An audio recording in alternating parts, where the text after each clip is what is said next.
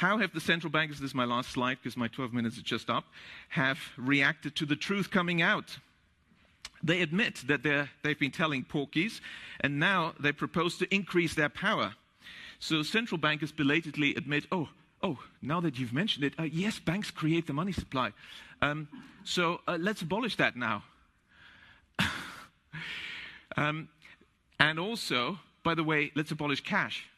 So what should we do? Well, introduce digital cyber currency that central banks issue and control, and thereby gain total control over all economic transactions, decisions, and the whole lot you've just heard from the CEO of the GDI. So the greatest concentration of central banking power in history is really the bid they're aiming at. That's the central bank's goal. And, of course, digital accounts of dissenters and regime critics could be switched off. It would be very difficult to even purchase necessities.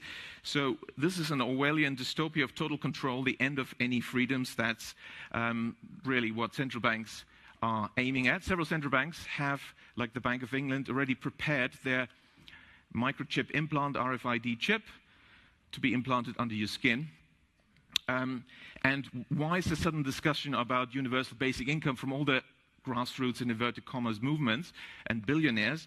Oh, universal basic income is the bribe for you to accept the microchip.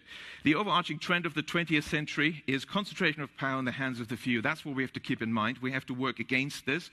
We don't want to have these unaccountable central planners making decisions. We need decentralization, and the solution, therefore, is to maintain public money in the hands of local community banks, decentralize decision-making, give local people the power in the form of local public banks and local not-for-profit community banks. As I walked in, I was delighted to see that the Gottlieb Duttweiler Institute is also about Genossenschaften and cooperatives. And of course, the majority of banks in Germany are cooperative banks.